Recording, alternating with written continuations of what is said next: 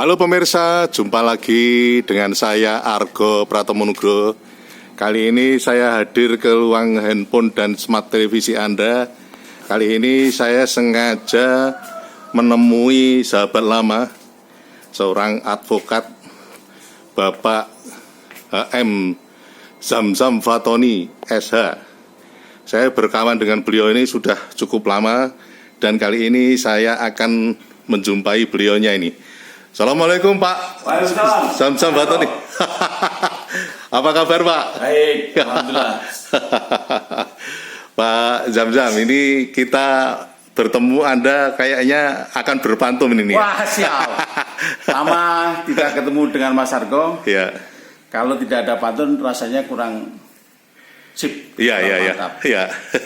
Ikan kutuk, ikan sepat, Ya. ikan tengiri.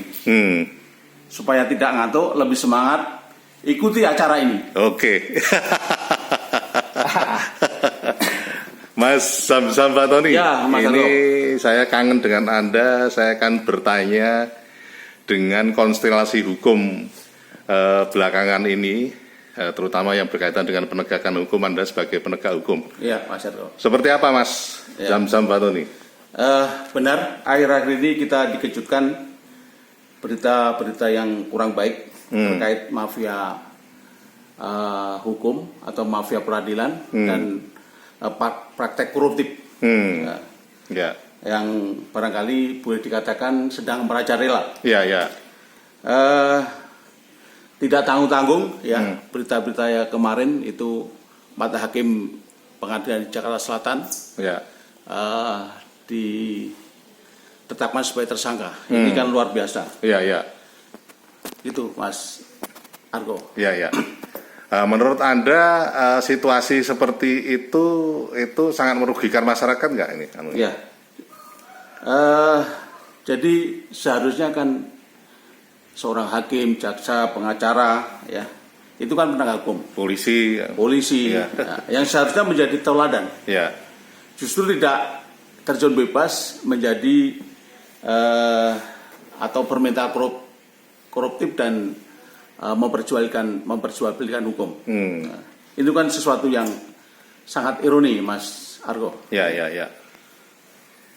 Artinya Anda mendukung bahwa keadilan masyarakat itu harus terus diperjuangkan gitu. Betul, ya. Jangan sampai kalau saat ini kan keadilan ini sudah tergade oleh kepentingan kelompok, kepentingan golongan, politik dan kekuasaan. Ya. Ini kita semua bisa melihatlah bagaimana kekuasaan itu mempermainkan hukum. Gitu. Ya. Artinya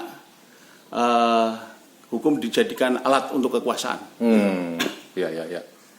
Menurut Anda ini ada solusi nggak? Artinya Anda sebagai seorang advokat kan sudah cukup berpengalaman, pasti punya pemikiran-pemikiran yang segar ini. Oh baik, begini Mas Argo ya. Ya. Melihat situasi yang demikian ini kan boleh dikatakan sangat parah. Ya. Ya. Jauh dari era yang lama. Gitu. Oleh karenanya penegak hukum bukan hanya sebatas menegakkan undang-undang, Ya. tetapi harus keadilan sebagai sebuah kepastian hukum.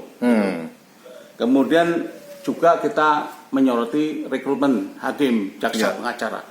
Ya, itu seharusnya tidak asal-asalan seperti saat ini, tetapi harus ada standar dan selektif. Kemudian ada semacam lembaga yang bisa menentukan apakah seseorang atau lulusan fakultas hukum itu sebagai seorang hakim, seorang jaksa, pengacara atau polisi. Itu seharusnya ada lembaga yang bisa punya kewenangan itu. Sehingga boleh dikatakan rekrutmen yang selama ini harus dirubah dan harus terintegrasi dengan lembaga-lembaga yang lain itu. Jadi semacam lembaga sertifikasi yang menangani hukum gitu ya? Iya, betul. Oke. Oleh karenanya saya melihat perlunya revolusi mental. Kalau dalam agama itu wa amalun bil arkan. Jadi norma-norma hukum itu tidak hanya sebatas sebagai hafalan, tetapi harus dipraktekkan dalam tindakan. Harus diamalkan ya. Harus diamalkan dalam penanganan praktek peradilan. Tidak sebatas slogan-slogan atau asas-asas yang tidak berguna. Itu aja, Mas. Ya. Terakhir, Mas. Baik, ya. Anda sebagai seorang advokat yang sudah cukup senior, menurut Anda apa yang perlu dilakukan advokat sekarang ini? Ya, saya kira kita semua harus menjaga marwah advokat. Jangan berperilaku korup, jangan memperjualbelikan keadilan, dan kita tetap harus punya integritas dan punya kemampuan secara mental maupun fisik maupun intelektual untuk ikut menegakkan hukum di tanah air. Itu saja, Mas. Oke. Terima kasih, Mas Samsam Fatoni. Nanti lain kali saya akan datang lagi. Matur nuwun. Ya. Terima kasih. Wassalamualaikum warahmatullahi wabarakatuh. Waalaikumsalam.